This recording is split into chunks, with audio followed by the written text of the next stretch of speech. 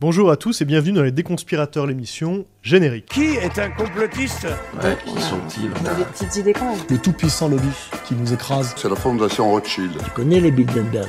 Ouais. Qu'est-ce que ça veut dire le complotisme ? L'IB, c'est complotiste ? Conspiracy Watch. Grand journaliste. C'est des petites enflures. Arrêtez de me traiter de complotiste. C'est pas mon sujet, j'y connais rien.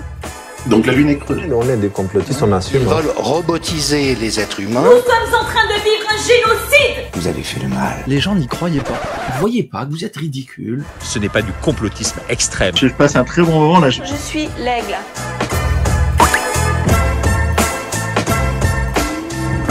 Numéro spécial, hors série, aujourd'hui avec la participation exceptionnelle d'Ariane Chemin et de Valérie Higounet. Bonjour Ariane Chemin. Bonjour. Nous sommes ravis de vous accueillir dans notre petit studio pour cette dernière émission de l'année 2023. Bonjour Valérie Higounet. Bonjour. Valérie est directrice adjointe de Conspiracy Watch, historienne, autrice de nombreux travaux sur l'histoire du négationnisme et l'extrême droite. Tu as publié, Valérie, il y a quelques semaines, un remarquable roman graphique dont on a déjà parlé ici sur l'assassinat de Samuel Paty, Crayon Noir, avec Guy Le Besneret chez Studio Fact Éditions. Ariane Chemin, vous êtes journaliste, grand reporter au Monde, essayiste, et c'est un immense privilège de vous recevoir aujourd'hui. Vous avez écrit de nombreux ouvrages, notamment avec certaines de vos consoeurs, comme Raphaël Baquet sur Ségolène Royal ou les Strauss-Kahn, avec Vanessa Schneider sur Patrick Buisson, Le mauvais génie, qui était prix Bernard Mazière du livre politique 2015, avec Marie-France Etchegouin plus récemment, en 2021. Vous avez publié Raoult, une folie française, chez Gallimard, et vous avez sorti il y a quelques semaines un récit intitulé « Ne réveille pas les enfants », à propos de ce drame survenu à Montreux, en Suisse, en mars 2022, avec la défenestration de toute une famille. Nous avons environ 1 heure avec vous pour aborder votre métier de journaliste, le regard que vous portez sur les sujets qui nous préoccupent dans cette émission, le complotisme, la désinformation, le négationnisme aussi. Et donc la première question que je voudrais vous poser, avant de céder la parole à Valérie, c'est comment voyez-vous évoluer cette profession de journaliste ? Est-ce que vous êtes inquiète à l'heure des réseaux sociaux ? Est-ce que pour vous, c'est un défi à relever ? Je la vois évoluer, cette profession de journaliste, à toute allure, à vrai dire, mais de manière accélérée, comme s'il y avait une sorte de précipité depuis, je dirais, 5-6 ans. Le journalisme, il était assez tranquille, je dirais, dans les années 90, 2000. On était... D'abord, le contexte a changé. Le contexte, on voit bien aujourd'hui, est à la joute, à l'affrontement, et évidemment, tout ça déteint sur le journalisme. Et puis aussi, parce qu'on a vu apparaître des ennemis du journalisme, d'une certaine manière. On ne peut pas dire que l'intelligence artificielle soit une amie du journalisme. Les réseaux sociaux, souvent, sont des ennemis du journalisme. Les campagnes qui peuvent être lancées sur certaines chaînes Tout Info contre des journalistes, évidemment, ça, ce n'est pas agréable, mais c'est assez nouveau. Enfin, plus exactement, Valérie le dira mieux que moi, mais ça rappelle d'autres périodes de la vie politique française. Donc oui, ça évolue à toute allure. Je préfère rester optimiste et croire encore à ce métier. Par exemple, quand on me parle de la concurrence qu'il peut y avoir entre l'intelligence artificielle et le journalisme, moi je persiste à penser que le journalisme, la formule est connue, c'est penser contre soi-même, et que justement l'intelligence artificielle, ce qu'elle ne peut pas faire, c'est penser contre elle-même. Donc voilà, je continue à croire au reportage, mais même le reportage, il est menacé par cette ère de complotisme, de fake news, etc. J'ai un exemple en tête très précis.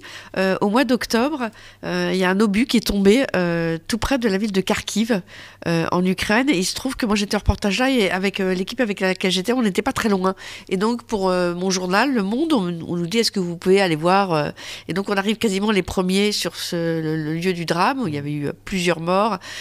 C'était le missile était tombé sur un centre de ce qu'on appelle la Nouvelle Poste, qui est une concurrence de la poste ukrainienne, et qui s'est développée pendant la guerre parce que les gens ont besoin d'envoyer des colis, de déménager, etc. Et on arrivait là, il y avait les camions rouges de la Nouvelle Poste dans cette cour de Kharkiv, et j'ai raconté ça très vite sur le site du Monde, et le lendemain, le traducteur ukrainien qui était là avec moi m'a montré ce que ça avait donné sur les chaînes d'information russes. Et en fait, les chaînes d'information russes, elles avaient modifié le décor, les camions de la Nova Posta étaient remplacés par des camions militaires, et ils expliquaient aux téléspectateurs russes que si un missile avait été envoyé sur ce centre de tri postal, c'était parce qu'en fait, c'était un centre militaire. Et c'est vrai que face à ça, je me suis sentie complètement démunie. Je me suis dit, mais qu'est-ce qu'on peut faire face à ça? Face à ce rouleau compresseur de désinformation. Alors évidemment, c'est la propagande de guerre, mais on a l'impression qu'aujourd'hui, c'est la guerre partout et que la propagande est partout. Il y a un autre sujet qui est que cette propagande, elle est parfois relayée par des mercenaires de la désinformation, par des désinformateurs professionnels. Alors, il y a eu dans le passé, il y a encore des désinformateurs négationnistes, il y a aussi des désinformateurs complotistes. Comment les traiter? Est-ce qu'il faut leur donner la parole? Est-ce qu'il faut leur tendre les micros? Jusqu'où? Je sais pas, est-ce qu'il faut les intégrer à des états généraux du journalisme ou de la presse ou de l'information, ou est-ce qu'il faut les laisser à l'écart? Est-ce qu'on peut encore se permettre le luxe de les ignorer? Immense dilemme que vous connaissez évidemment tous les deux beaucoup mieux que moi. C'est le sujet de votre réflexion. C'est très compliqué. Qu'est-ce qu'on fait face à ceux qui nient l'évidence, les reportages, qui appliquent des grilles de lecture idéologique, par exemple à des faits divers sans avoir mis les pieds sur le lieu où ça se passait? C'est une question extrêmement compliquée. Nous, on a la faiblesse de penser au monde comme on a un site qui quand même est un des premiers sites français, qu'on ne fait pas attention à ça et on continue à écrire et on fait pas attention aux attaques et on fait notre travail le mieux possible, mais jusqu'à quand, quoi? C'est vrai que on voit bien comment des campagnes politiques, par exemple, se sont faites autour de chaînes de télévision comme Fox News aux États-Unis qui a porté la candidature de Donald Trump. Aujourd'hui, je pense qu'on en est là en France, par exemple avec CNews. Et qu'est-ce qu'on fait face à ça? Le mieux, c'est d'essayer de faire son travail le mieux possible. Hein. Mais quand on a face à soi des gens qui se disent anti-système et qui nous expliquent que, alors qu'ils prennent de plus en plus de place, que nous sommes le système et que nous allons contre ce système-là, va contre la vérité. Je pense par exemple au drame de fait divers de Crépol qui a occupé un nombre d'heures de télévision absolument incroyable. C'est vrai que c'est très compliqué. On a l'impression de jouer à front renversé. Justement, là, on va peut-être aborder la question du négationnisme. Vous avez choisi à un moment, pendant l'été 2012, de revenir sur cette publication de décembre 1978 par Le Monde, justement, d'un tract de Robert Faurisson, qu'on peut considérer peut-être avec cette publication comme un des points de départ fondamentaux du négationnisme avec Robert Faurisson. Pourquoi, justement, avoir décidé de revenir sur cette publication, justement, par rapport à ce qu'on dit, c'est-à-dire on redonne une certaine aura, si l'on peut dire, à Robert Faurisson? Alors, c'était dans le cadre d'un anniversaire du Monde, les 70 ans du Monde, et on s'était interrogé avec ma consoeur Raphaël Baquet sur la manière de traiter ça. Et on s'est dit, en fait, on va essayer de faire un peu d'autocritique, ce qui n'est pas si fréquent dans la presse. On célèbre souvent des anniversaires, le quotidien, etc., et c'est jamais le cas. À ce propos, d'ailleurs, je trouve que ce qu'a fait la Croix cet été, quand ils sont revenus sur l'antisémitisme historique de la Croix, était quelque chose d'assez... courageux, fort, voilà, et c'est assez rare que les médias fassent eux-mêmes la critique de leurs propres médias. Donc on avait choisi des histoires pour raconter aussi l'époque. On avait raconté par exemple comment très longtemps les femmes étaient restées à l'extérieur de la direction du Monde. Donc par exemple la première fois qu'une femme avait été nommée chef de service, ou comment le Monde avait pu traiter l'entrée des Khmers rouges à Phnom Penh, ou voilà. Et en lisant d'ailleurs, Valérie, votre livre, la biographie de Robert Faurisson, j'avais lu avec intérêt, et j'étais tombée sur cette page où vous racontiez qu'il avait écrit dans Le Monde, et je me dis, tiens, c'est intéressant, je vais demander au service de documentation de m'exhumer ça, et est-ce que ce serait pas un épisode de cette série d'articles que nous avons l'intention de faire. Et donc, ça m'a passionnée pour plusieurs raisons. D'abord parce que c'est un épisode assez méconnu, je pense que vous serez d'accord, de la vie de Robert Faurisson. C'est un épisode complètement méconnu de la vie, de l'histoire du Monde, parce que j'avais lu aussi tout ce qui s'était fait, les biographies d'Hubert Boeuf-Berry, etc. Et puis, c'était l'occasion aussi de raconter qu'on ne peut pas se saisir d'une histoire comme ça sans la contextualiser. Et c'est ça qui était intéressant. Parce que, évidemment, les responsables du Monde qui, dans les années 70, ont fini par céder aux courrier incessant de Robert Forisson qui voulait absolument écrire une tribune dans Le Monde. Évidemment qu'ils n'étaient pas négationnistes, évidemment qu'ils n'avaient jamais eu l'idée de nier l'existence des chambres à gaz. Mais on était dans une période du tout liberté où, après tout, on pouvait confronter les opinions et personne n'a imaginé le danger que pourrait représenter le fait de passer cette tribune de Robert Forisson où il mettait en doute l'existence des chambres à gaz. Et d'ailleurs, à l'époque, la présentation, quand on la regarde aujourd'hui, rien n'allait dans ce qui avait été fait. On avait comme une sorte de débat sur le sujet, mais je pense que ces hommes de bonne volonté du Monde de ces années-là, qui étaient des défenseurs absolus de la liberté, n'ont pas compris, effectivement, comme le disait Valérie, que ça a été le début d'une remise en scène de Robert Forisson. C'est d'ailleurs, je crois, l'historien Pierre Vidal-Naquet qui l'avait analysé comme ça. Et c'était intéressant de raconter toute cette histoire, d'aller interroger les protagonistes de l'époque. En l'occurrence, à l'époque, Robert Forisson était toujours en vie, donc j'avais même été le voir chez lui à Vichy. Et rien que ça, d'ailleurs, avait été une question qui s'était posée avec mes chefs de service, et j'en avais discuté avec des confrères et des consoeurs. Est-ce que je vais rendre visite à Robert Forisson? C'est un autre sujet, mais rien que ça, c'était compliqué, quoi. Et je ne regrette pas du tout de l'avoir fait. Des procès s'en sont suivis. En plus, je trouve qu'heureusement, Le Monde les a gagnés. Mais je trouve que c'est toujours mieux de faire son autocritique, quitte à donner effectivement un peu de biscuit à ceux qui veulent critiquer Le Monde, parce que régulièrement, les anti-mondes, si je puis dire, se servent de cet article pour dire, regardez, Le Monde avait ouvert ses colonnes à Robert Forisson sans en dire plus, et puis les gens ne sont pas abonnés, et puis voilà, et c'est de nouveau une curée sur les réseaux sociaux. Enfin, tout ça est très compliqué, mais je pense qu'il faut faire ce travail-là d'introspection. Il y a deux choses importantes là dans ce que vous soulignez. La première, c'est que en décembre 78, évidemment qu'il n'y avait pas Internet, il faut le rappeler quand même, hein, et que c'est vrai que le chapeau du Monde explique aussi le pourquoi. On est dans un contexte, comme à chaque fois, hein, où les choses s'accélèrent, c'est-à-dire cette publication de Louis Derquet de Pellepoix, hein, dans l'Express, avec cette couverture, à Auschwitz on n'a gazé que des poux, etc. Donc, il y a un contexte qui, pour eux, j'allais dire les accule presque, même si le terme est un peu fort, les pousse en se disant que les thèses de Forisson vont s'annihiler d'elles-mêmes. Et justement, comme vous dites, il y a une espèce de pseudo-débat avec des historiens qui répondent assez maladroitement sur Forisson. La deuxième chose qui est primordiale, c'est que oui, il fait un procès comme à chaque fois qu'il fait un procès quand on parle de lui. C'est leur méthode, hein, ce sont leurs méthodes de se faire entendre. Mais tout a changé avec ce procès. C'est-à-dire que l'issue du procès que vous avez gagné avec cette publication, c'est justement que Forisson, quand on peut, depuis 2017, le qualifier de faussaire, de menteur professionnel, ce qui avait été mon cas, où j'avais d'ailleurs repris certains propos de Pierre Vidal-Naquet. Oui, dans la juridiction sur le négationnisme, ça a été un petit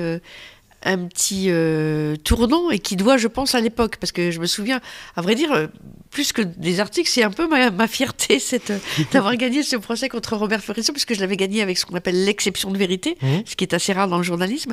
Et je me souviens d'ailleurs que le jour où j'avais gagné ce procès, j'avais reçu pour la première fois de ma vie un coup de téléphone de Robert Badinter, qui m'avait expliqué d'ailleurs très, très, de manière intéressante comment l'époque avait changé, puisque lui, il avait gagné, enfin plus exactement, Robert Forisson n'avait pas gagné parce qu'on l'avait laissé, c'était le bénéfice du doute. Et en fait, je crois que ce qui s'est passé, c'est effectivement un changement d'époque.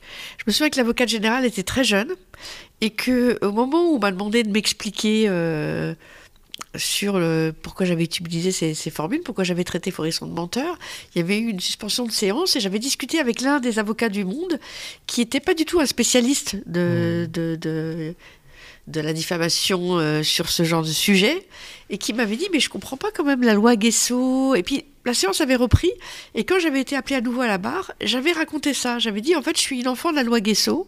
Moi, on m'a dit voilà, qu'il y avait des choses qu'on pouvait pas dire, des mensonges qu'on pouvait pas faire, et je sentais que l'avocate générale, elle écoutait, et il y avait quelque chose de nouveau dans cette argumentation qui était que j'avais pas du tout préparée, et qui était d'ailleurs assez naïve, mais qui peut-être a permis d'emporter ce jugement. On parle beaucoup de l'extrême droite. Là, vous avez consacré des papiers au pape François et à la manière dont il est vu par une partie de l'extrême droite traditionnaliste, alors catholique traditionnaliste, et l'extrême droite identitaire également. Comment est-ce qu'il est devenu une figure détestée, ce pape François, qui reste conservateur sur un tas de sujets, évidemment. Bien sûr, sur l'avortement, et c'est un pape qui s'inscrit effectivement dans la lignée des papes à Rome. Je crois tout simplement parce que c'est un défenseur des migrants. Et c'est vrai que je me suis penchée sur ce sujet parce que je devais suivre sa visite à Marseille, qui sera sans doute l'une des dernières visites du pape François, parce qu'il est âgé, il est malade, il a tenu à le faire, à rendre visite à la France, qu'on a toujours appelée la fille aînée de l'Église, à Marseille et pas à Paris. Donc c'était quand même un signe. En préparant ce voyage et en lisant, en écoutant, en discutant, je me suis rendu compte peut-être que pour la première fois, il y avait des catholiques français qui voulaient pas aller écouter le pape, qui d'une certaine manière ne le reconnaissaient pas. Et ça, à mon avis, c'est nouveau. Il se trouve que je le connaissais un peu, ce pape François, pour avoir fait une série d'articles sur sa vie. J'étais allée en Argentine, j'avais suivi ses périples. Je connais maintenant assez bien son histoire. J'avais notamment été fascinée de découvrir que ses grands-parents avaient partie de ces émigrés qui avaient choisi l'Argentine et qui d'ailleurs avaient failli mourir dans un voyage en mer, mais ils avaient raté le bateau qu'ils voulaient prendre pour des raisons administratives. Je pense que ça est resté très vivace dans l'esprit du pape François. Et j'ai découvert effectivement que pour certains catholiques, dans une tradition très maurassienne qui fait du catholicisme d'abord une arme politique avant d'être une foi, eh bien le pape François, ça leur parlait plus. Et même qu'ils avaient décidé de le bouder. Et ça, je pense que c'est aussi un tournant dans la vie politique française. L'homophobie, vous avez fait plusieurs papiers aussi sur cette question-là. Il se passe aujourd'hui en Russie une sorte de politisation de cette question-là, c'est-à-dire que l'activisme anti-homophobie est requalifié en activisme LGBT, d'une sorte d'internationale LGBT, qui est aujourd'hui interdite, considérée comme agent de l'étranger, avec des descentes dans des lieux fréquentés par les gays, par les LGBT à Moscou, à Saint-Pétersbourg. Comment vous voyez ça ? C'est une forme de régression ? Est-ce que tout régime autoritaire se sent menacé par cette question-là ? Voilà. On voit que tout régime autoritaire se sent menacé. C'est très visible, par exemple, en Russie.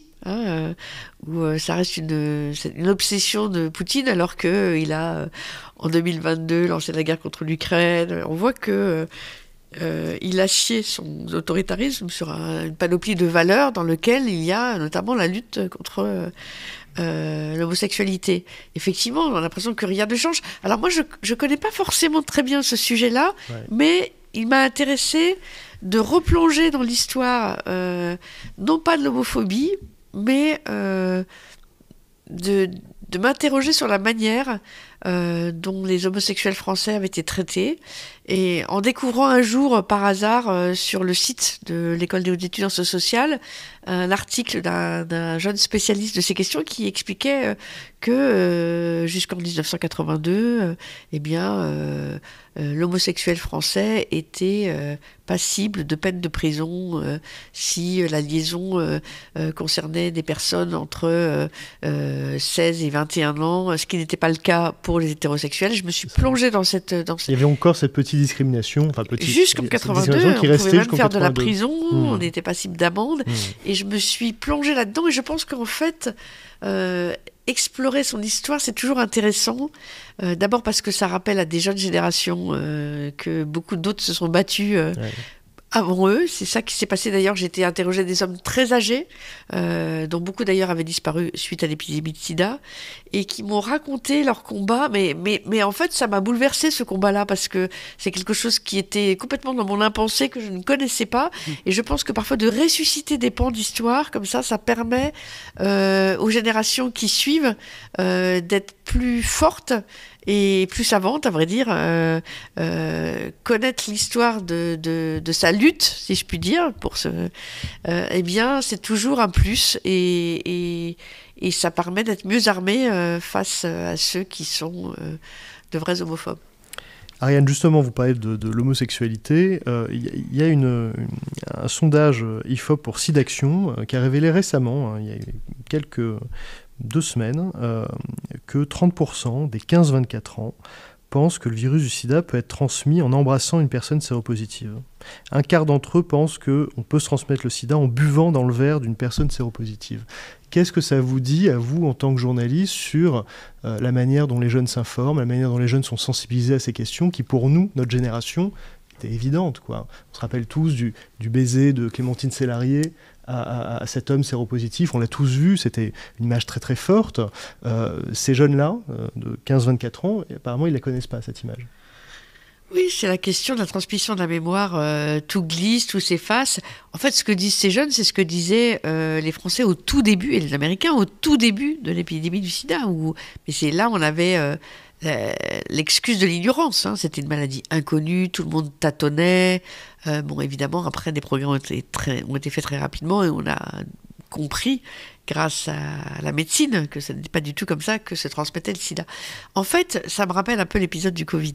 C'est-à-dire que je pense qu'on est rentré dans une ère de la croyance et non plus dans une ère de la raison. On a l'impression que la France, qui est le pays des Lumières, le pays du rationnel, tout d'un coup, cet héritage est balayé et qu'aujourd'hui, on croit. La science, la médecine, ce serait une croyance comme les autres. Et c'est en ça que j'avais trouvé très intéressant de me pencher avec Marie-Française Chégouin sur l'histoire de Didier Raoult, parce que c'est une exception française. Dans aucun autre pays en France, on a connu comme ça l'explosion médiatique d'une sorte de gourou, on pourrait dire. Il y avait une bonne nouvelle. Alors, toute chose égale par ailleurs, Forisson parlait de bonnes nouvelles sur les chambres à gaz, et ça n'a pas existé, donc c'est une bonne nouvelle, mais Raoult, il arrive dans l'espace médiatique fin février 2020 avec une bonne nouvelle qui est, on a un traitement, il existe, il est pas cher, et il soigne le Covid. Oui, et tout le monde, on a envie de croire. Tout le monde veut le croire, à commencer par les politiques.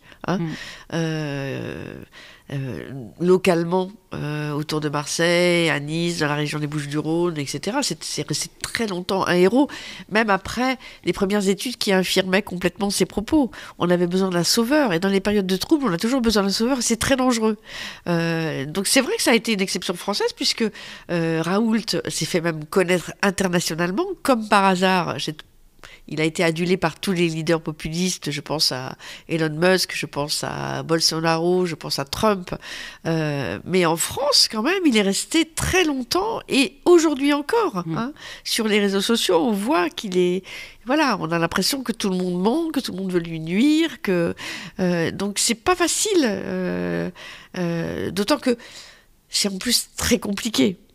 C'est plus compliqué l'histoire du Covid. Même chose, c'est comme pour le sida, tout d'un coup une épidémie qui s'abat, sur laquelle on ne connaît rien. Il faut se souvenir du nombre de morts dans les premières semaines, on a un peu oublié, mais c'est vrai que la première semaine de mars 2020, tout le monde connaît quelqu'un autour de soi qui est mort du Covid. C'est pas rien. Et donc effectivement, on avait besoin de quelqu'un. En plus, il avait tous les diplômes possibles. Ça a été un excellent épidémiologiste. Et donc on a envie de le croire. Et ça raconte quelque chose de l'époque. Oui, et puis je pense justement à ces personnes aussi qu'il a mises en avant. Je pense par exemple à Florian Philippot ou d'autres, ou Christian Péronne, quoi. Il était quand même dans cette communauté. Et malgré tout ça, c'est vrai que, comme vous le soulignez, quoi, il y avait une croyance pour ce qu'il disait. Parce que justement, les choses étaient différentes de l'histoire officielle, j'allais dire, et que ça pouvait rassurer certaines personnes. Je revois cette queue devant l'hôpital où il exerçait, où X personnes justement voulaient avoir son traitement, quoi. Oui, c'est le bon mot. Il a créé autour de lui, il a fédéré différentes petites communautés qui se retrouvaient dans une grande communauté. Alors par exemple, il y avait la petite communauté des Marseillais qui trouvaient que franchement, les Parisiens, ils sont trop jacobins, trop sur d'eux. Voilà, il y avait la petite communauté qui était anti-vax depuis très longtemps, qui trouvait qu'on faisait trop de vaccins. Je pense à certains élus verts, par exemple. Bon, il a fédéré 1000 choses comme ça, des formes de poujadisme différents, et il s'est retrouvé en espèce de héros. De druide, j'allais dire, c'était le mot qui revenait souvent, parce que voilà, ça rappelait quelque chose de l'inconscient français, je sais pas, j'imagine, breton, et en cela, il est une figure intéressante à observer. Et comme d'autres, il a mis en avant aussi sa panoplie de scientifiques. Je pense, on parlait de Foresson tout à l'heure, qui mettait en avant qu'il était universitaire, ce qui était vrai d'ailleurs. Et c'est vrai que quand on met ses vêtements, on est encore plus dans la recherche, entre guillemets, de la vérité, comme ils disent, quoi. Oui, ils sont tous les deux à la fois, ils étaient tous les deux universitaires, mais ils montaient quand même un peu sur leur CV. On a toujours... Oui. Foresson disait toujours, je suis prof d'histoire, il n'était pas du tout. Il était agrégé de littérature, si je ne me trompe pas. Donc, à chaque fois, il y a toujours des petits biais. Voilà. Et c'est comme ça, d'ailleurs, que souvent... on impose une vérité en trafiquant un petit peu le réel, juste à la marge, mais ça marche. Qu'est-ce que vous avez appris avec Marie-France Etchegouin sur Raoult que vous ne saviez pas avant de commencer votre enquête sur lui ? Son parcours, déjà. Un parcours, par exemple, africain, où la chloroquine était là, posée sur la table des repas de famille, puisque lui vivait avec son père, qui était médecin en Afrique, et où c'était une sorte de... C'est un antipaludique, le plaquenil, l'hydroxychloroquine. Un antipaludique. Donc, en fait, d'une certaine manière, il y avait ce côté très attractif aussi chez Raoult. C'est que le remède qu'il préconisait, c'était un remède pas cher. C'était pas quelque chose qui allait enrichir les labos. Et d'ailleurs, après, il a fait de cette thématique, les vaccins, les labos qui s'enrichissent, l'un de ses éléments de langage pour contester le vaccin. D'ailleurs, j'ai toujours été très frappée de voir que il n'avait jamais voulu dire s'il s'était vacciné. Il conseillait tous ses amis proches de le faire, et puis en revanche, à ceux qui étaient moins informés, c'est-à-dire le grand public, ils ne tenaient pas le même discours. C'est toujours gênant. Et on sait que Michel Onfray, qui était un moment proche de lui, s'est vu recommandé par son médecin personnel, parce qu'il avait des troubles cardiaques ou une fragilité de ce côté-là, de ne pas utiliser de chloroquine. Et on sait que Raoult, tu en as beaucoup voulu. Oui, mais c'est toujours la même chose. C'est-à-dire que Michel Onfray, il a été séduit par le Marseillais, qui n'était pas parisien comme lui. Lui est normand, ça lui a plu. En revanche, quand il est tombé malade, il a cessé de suivre les conseils de Didier Raoult. C'est toujours, on mesure toujours les vérités à l'autre de sa porte et de sa fenêtre. La figure de l'outsider. La chloroquine, elle a été classée sur la liste des médicaments, enfin des substances vénéneuses par la ministre de la Santé de l'époque au mois de janvier 2020, ce qui a fait énormément fantasmer. Donc Agnès Buzyn signe effectivement un papier qui classe ces substances dans la catégorie des substances vénéneuses. Agnès Buzyn, vous l'avez interviewée. On se souvient de cet article retentissant, publié, si je ne me trompe pas, le premier jour de l'entrée en vigueur du confinement, le 17 mars 2020, et elle parle de mascarade, pour parler du premier tour maintenu des élections municipales, ce qui, là aussi, a permis d'accrocher tous les fantasmes complotistes, disant « mais regardez, donc on nous ment », etc. Qu'est-ce que vous pouvez nous raconter sur ces confessions d'Agnès Buzyn ? D'abord que le récit qu'elle en fait n'est pas juste. Alors je lui en veux un peu parce que je trouve qu'elle aurait dû raconter exactement comment s'était passé, ce qu'elle n'a jamais fait, y compris dans son dernier livre, donc je lui en veux un peu. Agnès Buzyn, c'est quand même un cas assez intéressant.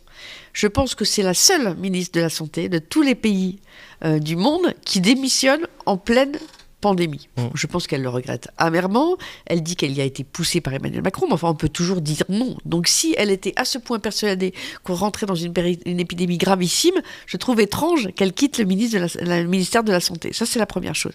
Et c'est justement pour cela que je m'étais dit, tiens, je vais essayer d'aller la voir, avec un a priori tout à fait favorable. En plus, je voudrais qu'elle m'explique ce qui se passe. Hein. Et quand j'ai commencé cette enquête, alors que je pensais y passer 15 jours, j'ai juste laissé un texto en lui disant, j'aimerais bien vous parler. Et c'est elle qui m'a dit, appelez-moi. Donc je l'ai rappelée. Hein. Et là, effectivement, elle m'a raconté ça. Je pense qu'elle venait de perdre l'élection municipale à Paris. Je pense qu'elle se disait, mais qu'est-ce que j'ai fait, quoi ? J'étais ministre de la Santé, j'ai quitté mon poste, j'ai perdu cette municipale.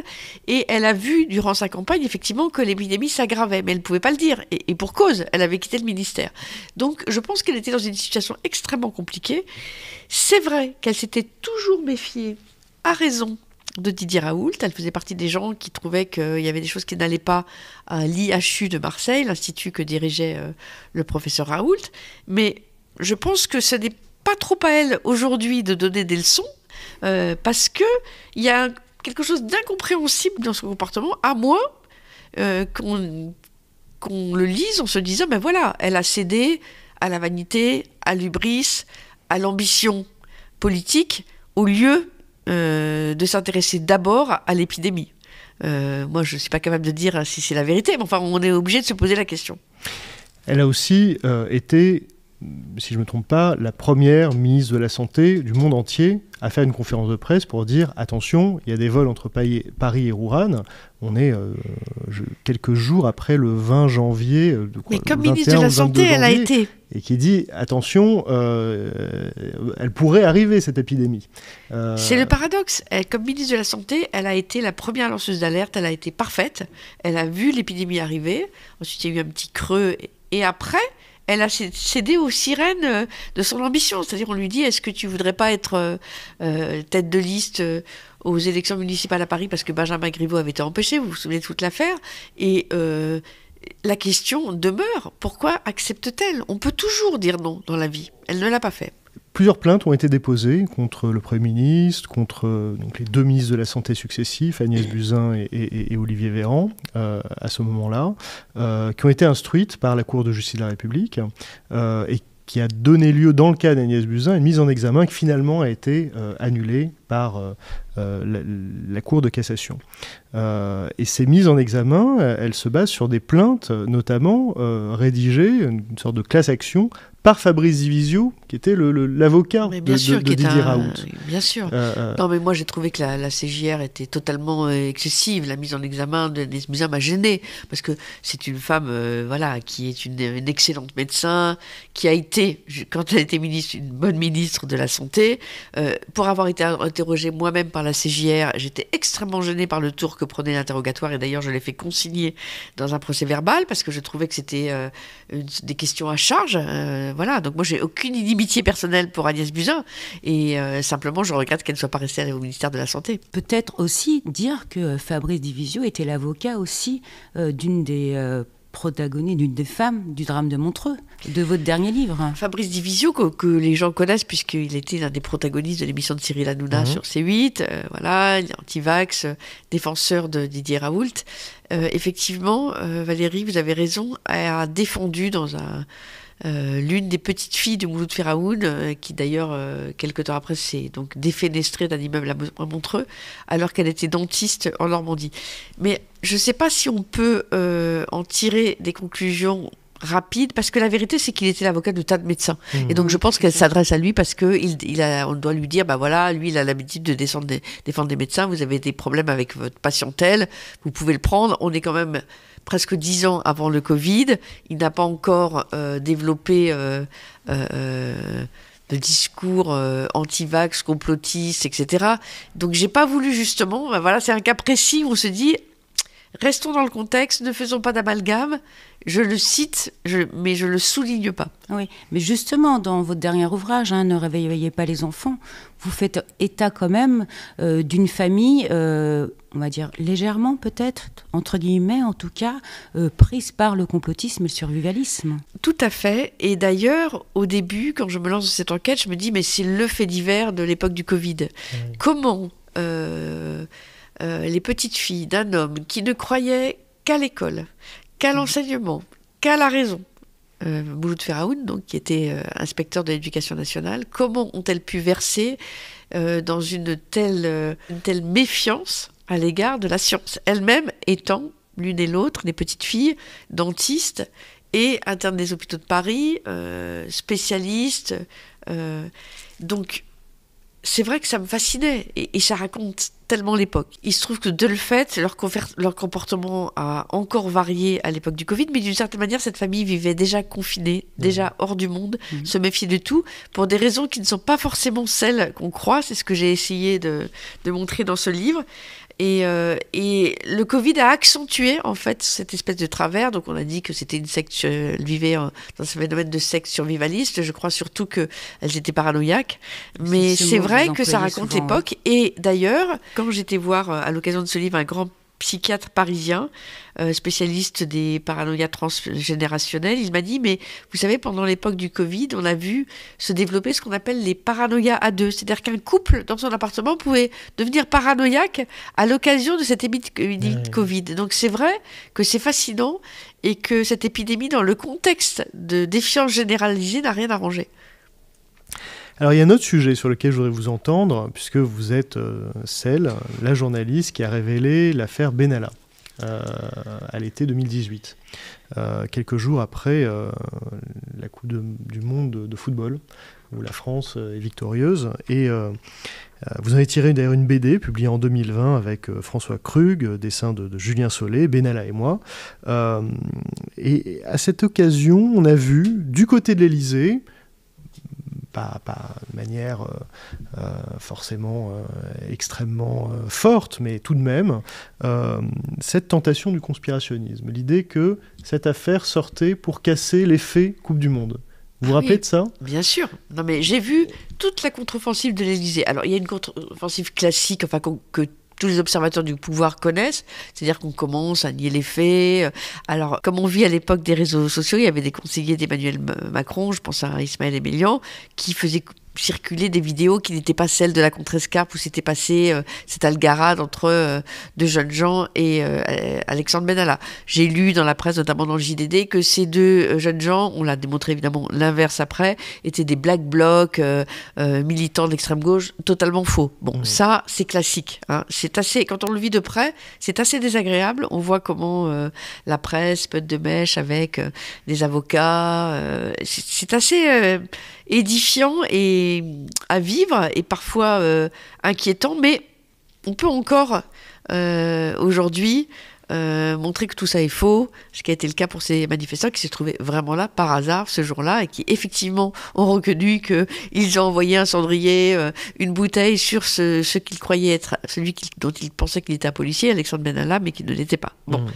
En revanche, c'est vrai que je n'ai auprès de certaines personnes, jamais pu les convaincre que tout ça était, comme toujours dans le journalisme, le fruit de beaucoup de hasard, que le journalisme restait très artisanal, que si j'avais sorti cette affaire à ce moment-là, c'est que je devais précisément partir en Argentine pour écrire une série d'articles sur le pape et que je voulais quand même me dépêcher, que je n'avais pas, que l'épisode de la Coupe du Monde m'avait d'ailleurs un peu retardé parce qu'il se trouve que j'étais de permanence et que je devais faire le récit de Paris. Donc rien à voir avec une volonté de votre part de casser un effet. Rien à voir. Donc aussi bien le timing que la manière dont se passe tout ça, il n'y a aucune intention de ma part de se dire tiens, je vais ennuyer le président de la République parce que je l'aime pas. Mais tout ça est complètement faux. Mais c'est très difficile d'en persuader même vos meilleurs amis. Donc c'est fascinant et c'est désespérant. Alors la stratégie du complotisme comme autodéfense, c'est aussi ce qu'on a vu au moment de l'affaire Strauss-Kahn en 2011, l'affaire du Sofitel, chez ses proches en particulier, une partie de ses proches qui ont immédiatement interprété cette affaire-là comme un guet-apens, un complot, voire un complot de l'Élysée à l'époque. L'Élysée, c'était Nicolas Sarkozy à l'époque. Comme vous avez travaillé justement sur les Strauss-Kahn, qu'est-ce que vous en tirez comme leçon, vu qu'on a maintenant suffisamment de recul pour en parler ? Je me souviens, après l'arrestation de Dominique Strauss-Kahn au Sofitel de New York, je me souviens d'abord des éléments de langage du Parti socialiste. Cela ne lui ressemble pas, ce n'est pas lui. Bon, tout ça était des mensonges, mais on a l'habitude. Hein, ça, c'est des contre-attaques politiques classiques. Effectivement, après, tout le monde a voulu y voir la main de Nicolas Sarkozy. On a enquêté sur les grands flics qui étaient à l'époque autour de lui. Moi, je dis qu'une chose, c'est que aujourd'hui, on ne peut pas être candidat à l'élection présidentielle sans être totalement transparent. Vous êtes passé au radar. Tout ce qui, dans votre vie, vous avez fait dans votre vie, apparaît un jour ou l'autre, ce qui n'était pas forcément le cas, notamment en ce qui concerne la vie privée, auparavant dans la Ve République. Dominique Strauss-Kahn, il avait un talon d'Achille. C'était son goût immodéré, je dirais pas seulement pour les femmes, pour les partouzes, une espèce d'appétit incontrôlable et grossier dès qu'il était en présence d'une femme. Je pense d'ailleurs qu'il a eu beaucoup de chance que tout ça se passe avant MeToo, parce que je pense que la presse l'aurait traité de manière beaucoup plus cruelle, et je pense que la presse française s'est très bien tenue, contrairement à ce qu'avaient dit ses avocats. Et donc, tout ça, évidemment, était une fragilité qui rendait sa candidature très compliquée. Et d'ailleurs, lui-même le savait. Tout ça, parfois, on a l'impression qu'il a multiplier les actes manqués parce qu'il savait, la moitié de lui savait que ça ne passerait pas, qu'il ne tiendrait pas. C'est un peu la thèse de Gérard Miller qui avait fait un documentaire sur Strauss-Kahn, justement. Il dit, est-ce que c'est pas des actes manqués pour à un moment dire je veux pas y aller? En tout cas, s'il avait été élu, il ne serait pas resté 6 mois au pouvoir. Donc on peut toujours parler de complotisme, mais la vérité, c'est que ceux qui ont fauté, c'est ceux qui l'entouraient et qui ont pensé qu'il pouvait être candidat. Sur une autre candidate, cette fois-ci socialiste, à la présidentielle, elle qui a vraiment fait campagne en 2006-2007, Ségolène Royal, vous avez écrit également un livre il y a quelques années. Comment vous voyez la trajectoire de Ségolène Royal ces dernières années, notamment avec des déclarations très polémiques sur la réalité de certaines exactions commises par les troupes russes en Ukraine depuis l'invasion de l'Ukraine en 2022, et puis son recrutement récent sur C8, donc la chaîne de Bolloré, comme chroniqueuse dans l'émission de Cyril Hanouna. Elle raconte tellement l'époque, cette femme qui est une ancienne élève de l'ENA, qui a été candidate à la présidentielle, qui a été d'ailleurs malmenée pendant cette campagne, il faut bien le dire, avec des attaques ultra macho, voire plus, qui avait décidé, qui avait compris avant Emmanuel Macron d'une certaine manière qu'aujourd'hui on ne réussissait pas avec les partis traditionnels classiques, puisqu'elle avait créé elle-même ses désirs d'avenir et qu'elle avait pris ses distances avec le PS. Ça, elle a très bien compris que l'époque changeait. En revanche, sa trajectoire intellectuelle me navre, évidemment. Quand je l'entends mettre en doute ce qui se passe en Ukraine, je suis fascinée. Avec Didier Raoult, elle a été plus que complaisante. Donc je trouve que malheureusement, elle raconte ce qui est en train de se produire, y compris au sein des élites françaises, c'est-à-dire elle est gagnée par le complotisme, par la négation du réel, elle n'a plus le goût de la vérité, et c'est tragique. Mais justement, toutes ces personnes dont on parle, et aussi Ségolène Royal, on sait qu'aussi, sans ces déclarations fracassantes, sans son complotisme et sans cette émission télé, on n'entendrait peut-être plus parler d'elle. On sait qu'aussi, c'est une façon, toutes ces personnes qu'on a nommées, la plupart en tout cas, sans ça, sans être cette pensée dominante qu'il ne cesse de dénoncer, on n'aurait jamais entendu parler d'elle, quoi. Alors, oui, je ne parle pas de Ségolène Royal. Vous avez tout à fait raison. Si on l'invite, c'est parce que c'est l'économie des chaînes tout à faux. Et il y a une particularité française, c'est le nombre de chaînes d'information continue en France, beaucoup plus élevé que dans d'autres pays. Et pour faire vivre une chaîne d'information en continu, ça coûte pas très cher d'ailleurs. Il faut faire des plateaux avec du fight. Et alors là, évidemment, Ségolène Royal est une merveilleuse bonne cliente, comme on dit, parce que évidemment ça va faire polémique, ça va rebondir, et donc elle va dire ça, il y aura la réponse d'un tel ou un tel dans une autre émission, et voilà, c'est comme ça aussi qu'on fabrique de l'événement. On peut désormais fabriquer de l'événement sur un plateau de télévision, et on peut faire des heures là-dessus à très bas prix. Et c'est évidemment cette logique économique particulière et française et qui permet à certains personnages de percer. Je repense à Didier Raoult, mais le nombre d'heures d'émission que Didier Raoult a fait à la télévision, c'était insensé. Ça marchait, donc on le réinvitait. Et tant pis s'il disait n'importe quoi. Les chaînes tout à fait ont une grande responsabilité dans la panthéonisation, j'allais dire, de Didier Raoult. Il y a eu beaucoup moins d'émissions quand on s'est rendu compte qu'il s'était trompé. Alors il y a les chaînes d'infos en continu et puis il y a les plateformes de réseaux sociaux et une en particulier qui est Twitter, devenu X depuis son rachat par Elon Musk. On a vu là très récemment Elon Musk se rendre à un rassemblement des extrêmes droites européennes. On sait son penchant pour le populisme de droite, son approche très libertarienne des enjeux autour de la liberté d'expression et la transformation de cette plateforme sous son égide. Enfin, je veux dire, c'est une plateforme qui aujourd'hui rémunère des désinformateurs, en fait. L'Union européenne est en train, la Commission européenne est en train de prendre des mesures sur la base du Digital Services Act pour essayer de réguler notamment cette plateforme, en tout cas de la rappeler à ses responsabilités. Là aussi, est-ce qu'un journal comme celui auquel vous appartenez, Le Monde, est-ce que des grands journaux au-delà du Monde, qui arrivent à collaborer, ces journaux entre eux d'ailleurs quand ils le veulent, à se coordonner sur des affaires comme les Panama Papers, etc., est-ce qu'ils n'auraient pas un intérêt objectif, ne serait-ce que pour l'information, à quitter cette plateforme? On sait que là, on a Quotidien qui a annoncé qu'il allait quitter, par exemple, Twitter.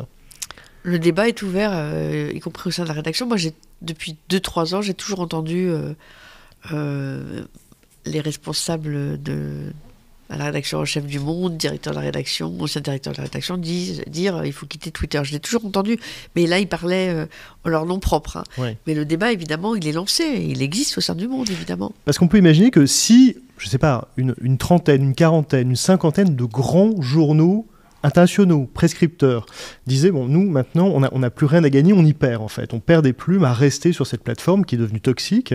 On va tous partir massivement, d'un coup. J'imagine que c'est compliqué à coordonner, mais imaginons.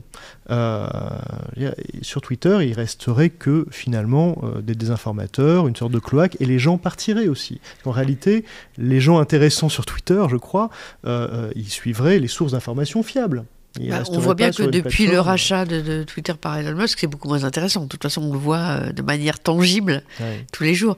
Alors écoutez, voilà, moi je ne suis pas directrice de journaux, je n'y connais pas du tout assez pour savoir si votre plan marcherait. Je ne sais pas, ça me paraît séduisant, mais j'en sais rien. Ouais. D'autant que c'est une plateforme qui a acquis une certaine centralité dans le débat public. On parlait des chaînes d'infos en continu, à peu près tous les jours, on commente les tweets des uns et des autres. On alimente le débat, quand on est attaqué, il ne faut jamais répondre sur Twitter. Ça, c'est la règle numéro 1. C'est vrai ? Ah ben jamais. D'accord, bon, ben on retient ce conseil. Eh bien, merci beaucoup, Ariane Chemin, pour votre présence à nos côtés dans cette dernière émission de l'année 2023. Je rappelle que vous publiez « Ne réveille pas les enfants » aux éditions du Sous-sol. Merci Valérie.